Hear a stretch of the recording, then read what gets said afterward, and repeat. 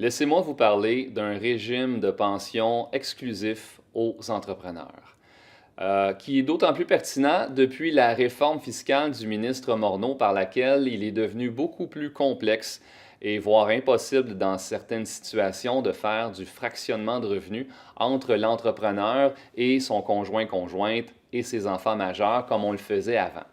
Le ministre Morneau a de plus ajouté une mesure fiscale pénalisante qui vise à augmenter le taux d'imposition des entreprises qui conservent trop de revenus de placement.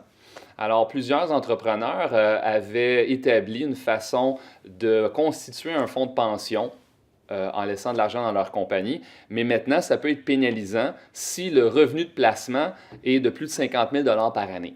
Donc, on peut se sortir de ces deux mesures pénalisantes-là avec le régime de retraite individuelle, communément appelé le RRI. Donc, le RRI est, pour reprendre une image figurée, un REER aux stéroïdes parce qu'on peut mettre plus d'argent dans un RRI que dans un REER. C'est un fonds de pension à prestations déterminées et ça, c'est significatif. Donc, votre fonds de pension, il est connu d'avance. Le montant que vous allez recevoir à la retraite, vous le connaissez d'avance. Contrairement à un REER où tout ce que vous savez, c'est le montant que vous cotisez annuellement et vous n'avez pas vraiment aucune idée combien vous allez recevoir à la retraite. Ça va dépendre d'un paquet d'hypothèses que vous ne contrôlez pas. Donc, le RRI est offert aux entrepreneurs qui détiennent plus de 10 des actions de l'entreprise. Donc, ça peut être aussi offert à des cadres supérieurs qu'on veut retenir, qu'on veut avantager.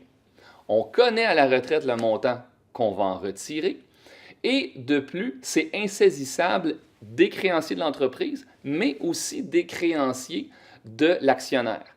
Donc, on vient de créer vraiment un vrai régime de pension extraordinaire et insaisissable. Un autre élément fantastique du régime de retraite individuel est la cotisation pour services passés. Puisqu'on peut mettre un peu plus d'argent à chaque année dans un RRI que dans un REER, le ministère nous permet de reculer jusqu'en 1991 et de calculer ce qu'on appelle une cotisation pour services passés.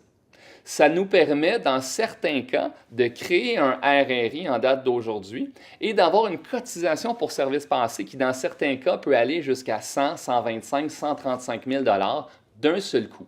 Donc, on vient de majorer le véhicule de retraite. C'est de l'argent qui fructifie à l'abri de l'impôt et c'est déductible pour la compagnie qui le paye. Ce n'est pas un avantage imposable pour l'actionnaire.